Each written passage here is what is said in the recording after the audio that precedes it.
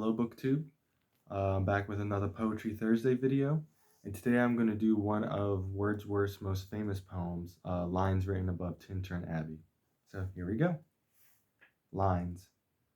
Composed a few miles above Tintern Abbey, on revisiting the banks of the Wye during a tour, July 13th, 1798.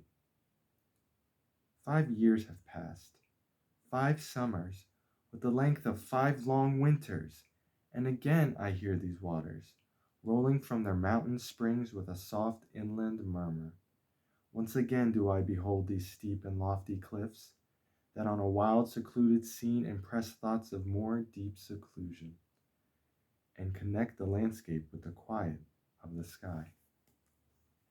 The day is come when I again repose here, under this dark sycamore, and view these plots of cottage ground, these orchard tufts, which at this season, with their unripe fruits, are clad in one green hue, and lose themselves amid groves and copses. Once again I see these hedgerows, hardly hedgerows, little lines of sportive wood run wild, these pastoral farms, green to the very door, and wreaths of smoke sent up, in silence, from among the trees. With some uncertain notice, as might seem of vagrant dwellers in the houseless woods, or of some hermit's cave, where by his fire the hermit sits alone. These beauteous forms, through a long absence, have not been to me as is a landscape to a blind man's eye, but oft, in lonely rooms, and mid the din of towns and cities, I have owed to them in hours of weariness sensations sweet, felt in the blood and felt along the heart, and passing even into my purer mind with tranquil restoration, feelings too of unremembered pleasure, such perhaps as have no slight or trivial influence on that best portion of a good man's life, his little, nameless, unremembered acts of kindness and of love.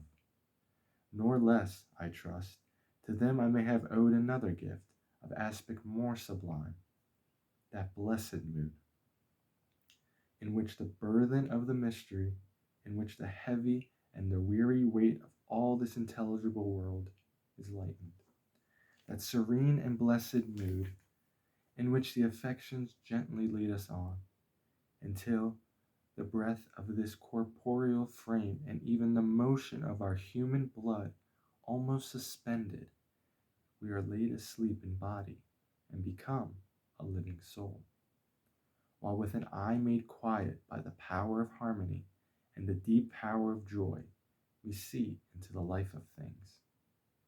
If this be but a vain belief, yet, oh, how oft, in darkness and amid the many shapes of joyless daylight, when the fretful stir unprofitable, and the fever of the world, have hung upon the beatings of my heart, how oft, in spirit, have I turned to thee, O sylvan Wye, thou wanderer through the woods, how often has my spirit turned to thee? And now, with gleams of half-extinguished thought, with many recognitions dim and faint, and somewhat of a sad perplexity, the picture of the mind revives again, while here I stand, not only with the sense of present pleasure, but with pleasing thoughts that in this moment there is life and food for future years. And so I dare to hope, though changed, no doubt, from what I was when first I came among these hills, when like a roe I bounded over the mountains, by the sides of the deep rivers, and the lonely streams, wherever nature led, more like a man flying from something that he dreads, than one who sought the thing he loved. For nature, then, the coarser pleasures of my boyish days and the glad animal movements all gone by, to me was all in all. I cannot paint what then I was. The sounding cataract haunted me like a passion, and the rock, the mountain, and the deep and gloomy wood, their colors and their forms, were then to me an appetite, a feeling and a love that had no need of a remoter charm, by thought supplied, nor any interest unborrowed from the eye. that time is past, and all its aching joys are now no more, and all its dizzy raptures. Not for this faint I, nor mourn, nor murmur, other gifts have followed. For such loss, I would believe, abundant recompense. For I have learned to look on nature, not as in the hour of thoughtless youth, but hearing oftentimes the still, sad music of humanity, nor harsh, nor grating, though of ample power to chasten and subdue. And I have felt a presence that disturbs me with the joy of elevated thoughts, a sense sublime of something far more deeply interfused, whose dwelling is the light of setting suns, and the round ocean, and the living air, and the blue sky, and in the mind of man, a motion and a spirit that impels all thinking things, all objects of all thought, and rolls through all things.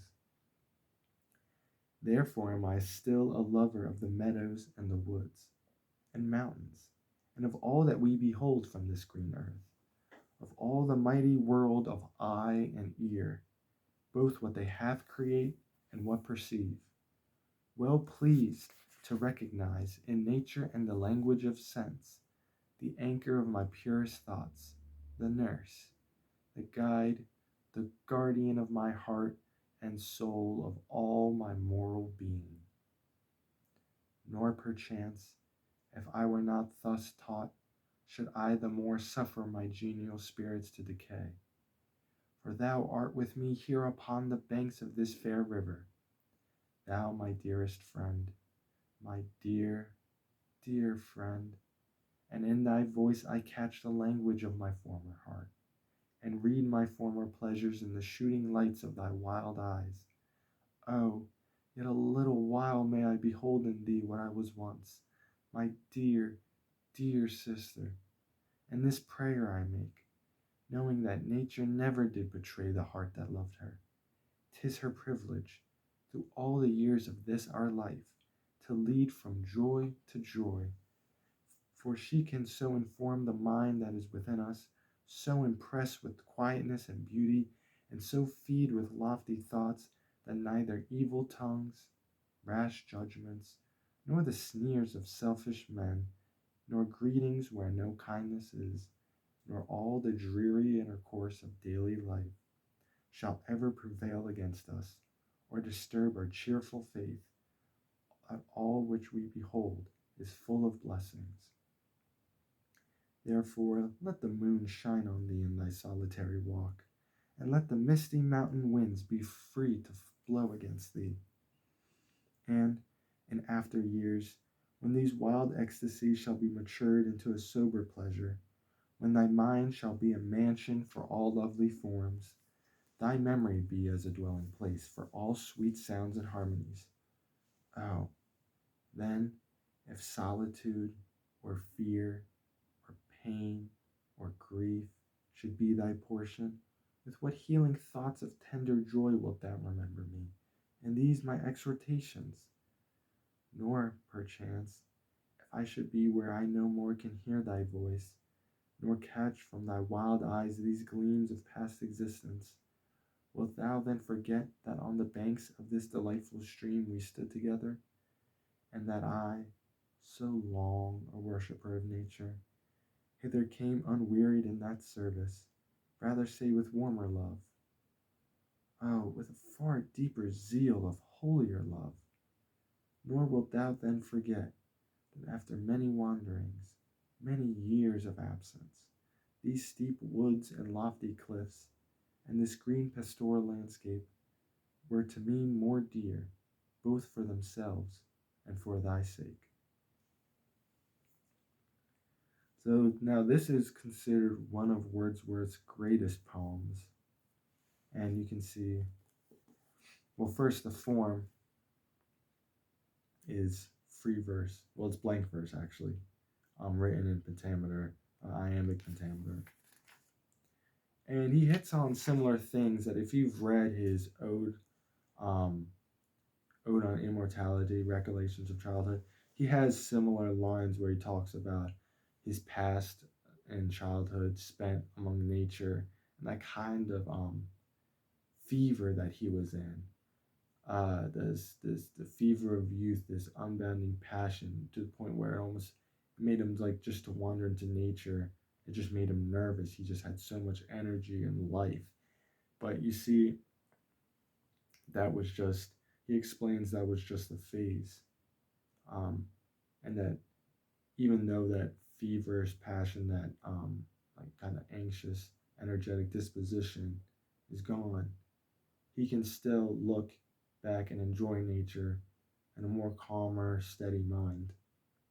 And I think, and now this is hit on more clearly in his Ode to Immortality, but there's something immortal about that that you experience that doesn't seem to be affected by time. That he can go back into his memories and have those same experiences, and have actually deeper experiences, if not just the same experience, the deeper pleasures and deeper delights. And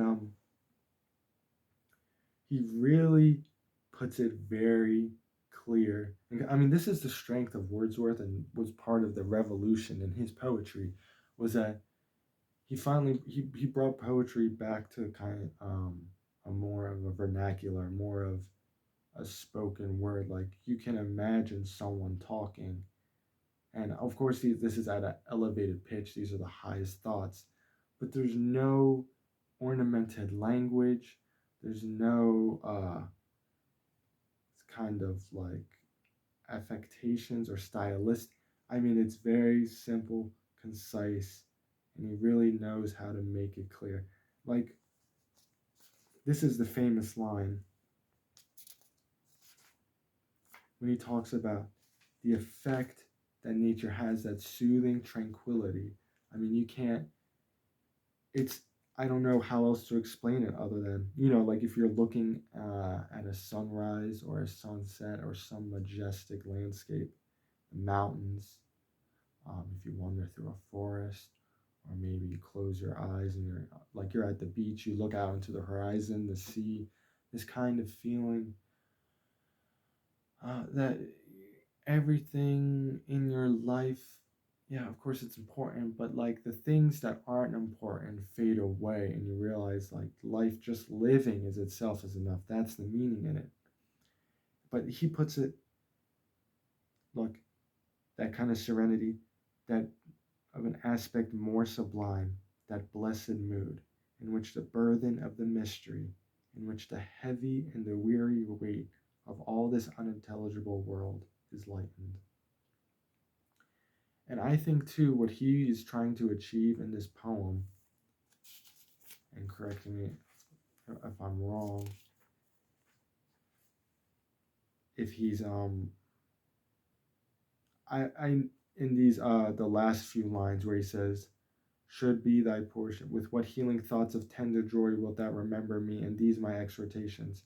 Now, I think what he's talking about is nature, but you could also, I actually interpret it first. I think it is nature, but I also interpret it as he's talking to us as readers of his poems, and that with him reading this poem, we too can travel back to an earlier experience in our childhood or in some other time of our life when we had that kind of those divine feelings, and when the burden of the mystery was lighted, that we can use his exhortations as an aid to travel back to that experience and to almost become that past self. Kind of whenever I think about going back into the past and experiencing a memory, obviously I'm thinking about like that Proustian moment. But I think that, I mean, this is something similar to that, but I think this is more tied into nature um, than. I mean, it could be considered that too. I mean, but yeah, I think,